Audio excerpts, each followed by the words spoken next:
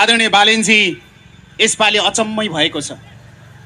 यसपालि अचम्मै भएको छ।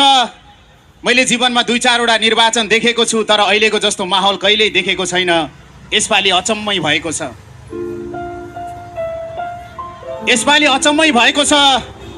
भोट हाल्नको लागि बम्बईबाट बाजुरा आएको छ एउटा बहादुर। भोट हाल्नको लागि चौकीदारी छोडेर बम्बईबाट बाजुरा आएको छ एउटा बहादुर।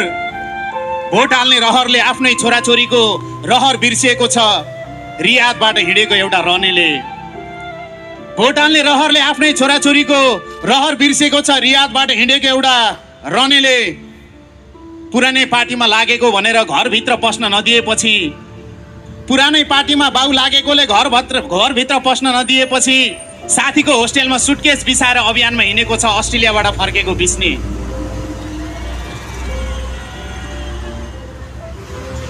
गएको ऋण पनि राम्रोसँग तिरिएको छैन। गएको ऋण पनि राम्रोसँग तिरिएको छैन। तर गएको 6 महिनामै छुट्टी आएको छ जापानबाट रतन भाइ। जीवनमा पहिलो पटक आफ्नो सेकलाई 10 दिनको छुट्टी मागेकी छिन् चुनमाया दिदीले र मनमनै सोचेकी छिन् अब मेरो छोरीले कुवेतमा कुचो लाउन नपरोस्। कुवेतबाट आउँदैछिन् चुनमाया दिदी भोट हाल्नको लागि। यसरी बम्बईबाट, यसरी कुवेतबाट, यसरी साउदीबाट, यसरी जापानबाट, यसरी अस्ट्रेलियाबाट फर्किनेहरूले बरु परिवारको लागि मिठाई किन्न बिर्सेका होलान्, तर आफ्नो सुटकेसमा रवि र बालेनको फोटो टाँस्न बिर्सेका छैनन्। र त्यो सुटकेसमा लेखिएको छ भोट फर चेन्ज। यसपालि अचम्मै भएको छ। मैले जीवनमा 2-4 निर्वाचन देखेको छु, तर यस्तो माहौल यस अगाडि कहिल्यै देखेको छैन।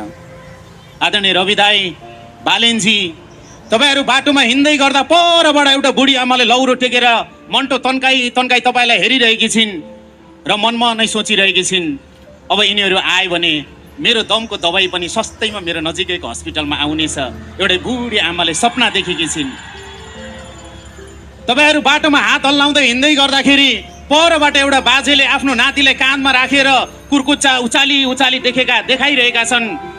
हेर नाति, ऊ तिनीहरू सरकारमा आए भने तेरो लागि कापी कलम आउनेछ, तेरो लागि ड्रेस आउनेछ, तैँले धेरै पढ्नेछस् अनि यो देश छोडेर जाने छैनस्। एउटा बुढो बाजेले आफ्नो नातिलाई तपाईँहरू बाटोमा हिँड्दै गरेको देखाइरहेका छन्।